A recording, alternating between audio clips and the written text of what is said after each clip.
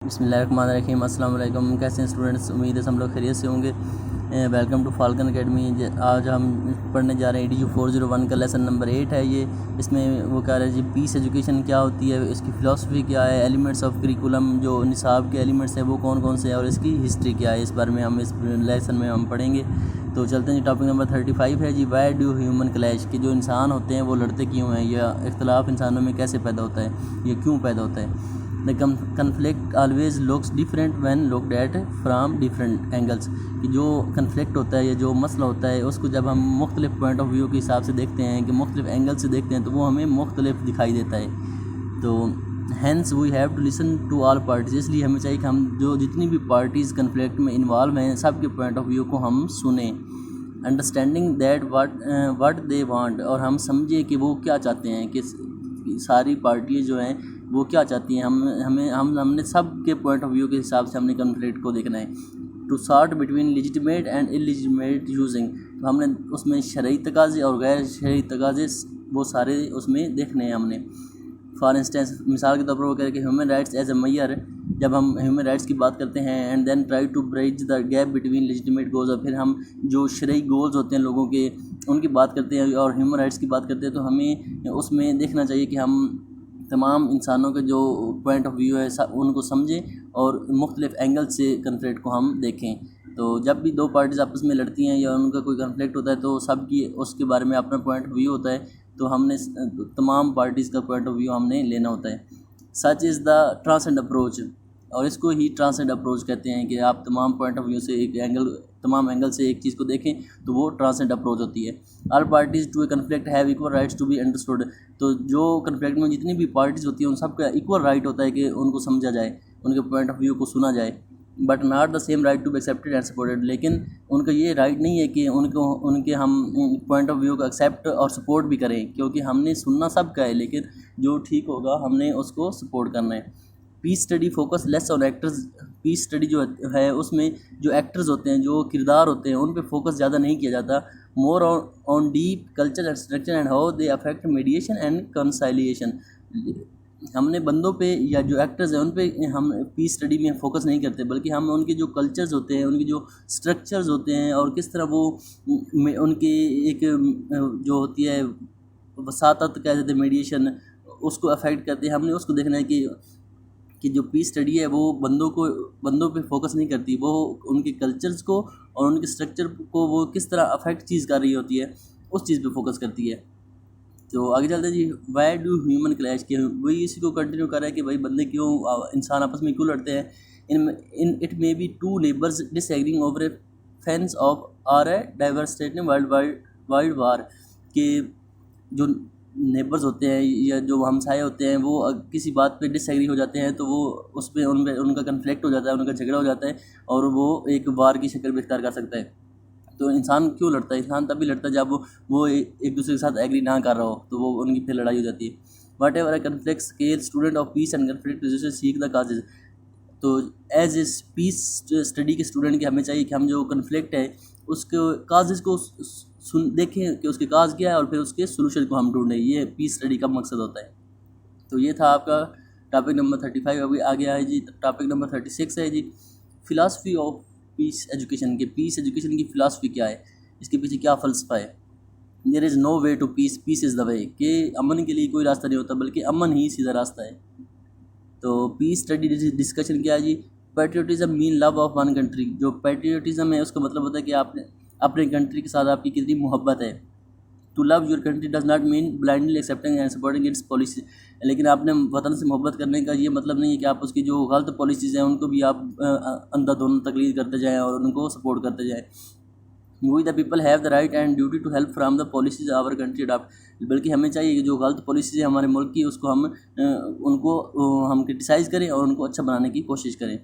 तो ये इसका फ़लसफ़ा यही है कि पीस एजुकेशन के ज़रिए आपने जो पीस को प्रमोट करना है पूरी दुनिया में, इसका ये मकसद है। What is peace education? Peace education क्या है? Peace education is the pedagogical efforts to create a world at peace, कि ये एक एफ़र्ट है दुनिया में अमन कायम करने की। पीस स्टडी के ज़रिए हम दुनिया में अमन कायम करते हैं। उसके बाद peace education rests on two assumption, ये अहम सवाल है कि पीस एजुकेशन उसकी दो अजम्पशन पे बेस करती है। उसमें है जी पहली है जी कन्फ्लिक्ट इज़ अम्बिगुअस, कि जो कन्फ्लिक्ट है वो एक अनचाहा अमल है, कोई भी नहीं चाहता कि उसका कन्फ्लिक्ट हो या झगड़ा हो।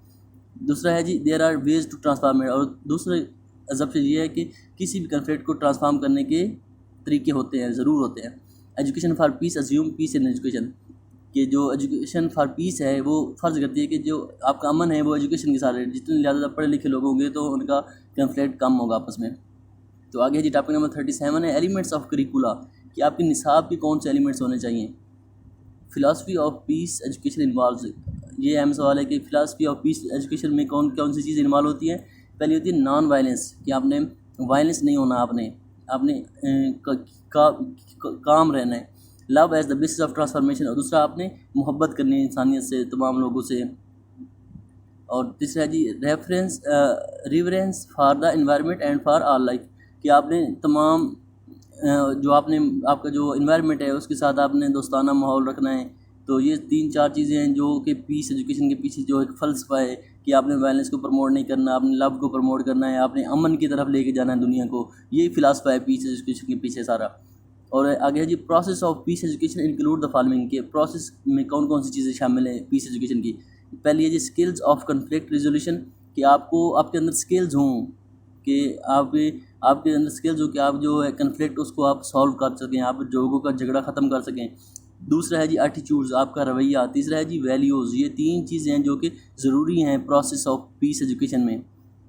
आगे है जी टॉपिक नंबर 38 हिस्ट्री इसकी क्या है, कि पीस एजुकेशन, ये आप हिस्ट्री पढ़ सकते हैं, इसमें इतना ज़्यादा अहम नहीं है। हिस्ट्री इसकी यही है कि पहले लोगों में ज़्यादा झगड़े होते थे, तो अभी इंसानों ने ये महसूस किया कि हमें पीस एजुकेशन की तरफ जाना चाहिए ताकि हम दुनिया में अमन कायम कर सकें। तो ये इसके पीछे सारी हिस्ट्री है। इसमें यह है जी peace education appreciate the richness of the concept of peace, कि यही बार बार कह रहा है कि जो पीस एजुकेशन है जो वो पीस को प्रमोट करती है। और और साथ में ये 4-5 काम भी करती है। आपने पढ़ लेने कि एड्रेस फियर्स के जो खौफ होते हैं उनको एड्रेस करती है। फ्यूचर ओरिएंटेशन उनको फ्यूचर की डायरेक्शन देती है कि आगे आपने क्या करना है। टीच पीस एज बोथ है प्रोसेस एंड फिलॉसफी, अब अमन के बारे में पढ़ाती है। उसके बाद promote peace as concept alongside justice, कि इंसाफ के साथ साथ जो अमन है वो भी एक कंसेप्ट है, इसको प्रमोट करती है। Promote the care of and love, मतलब केयर और लव को प्रमोट करती है। देम सेल्फ नॉन वायलेंस, के आपने वायलेंस नहीं होना, इस चीज़ को प्रमोट करती है। तो ये सारे 4-5 काम है कि जो पीस एजुकेशन है वो इस चीज़ को प्रमोट करती है। ये आपने याद कर लेने हैं।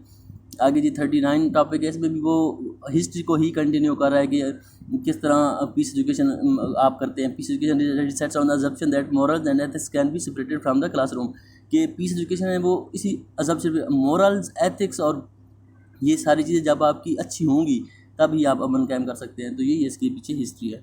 इसमें बेसिकली वो सारा इसी बारे में बात कर रहे हैं कि पीस एजुकेशन होती क्या है, इसकी हिस्ट्री क्या है, और ये हाउ इट इज़ डन, ये कैसे होती है, और some elements of the curricula, कि आप निसाब में कौन से एलिमेंट्स डालकर इसको प्रमोट कर सकते हैं। इसके लिए हमें ज़रूरी है कि understanding of war and it's causes, की जो जंग है उसकी अंडरस्टैंडिंग हमें होनी चाहिए, और उसकी जो काजेज़ हैं उनका हमें पता होना चाहिए। उसके बाद and understanding of violence and it's causes, जो वायलेंस है उसकी अंडरस्टैंडिंग हमें होनी चाहिए और उसके काजेज़ की अंडरस्टैंडिंग होनी चाहिए।